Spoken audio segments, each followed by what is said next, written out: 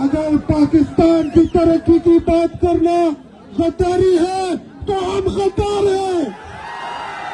अगर पाकिस्तान के आजाद खारजा पॉलिसी की बात करना गद्दारी है तो हम गद्दार हैं।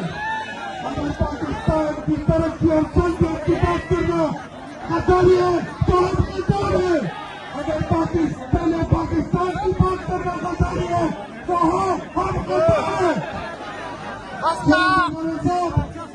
खान साहब को बताएं,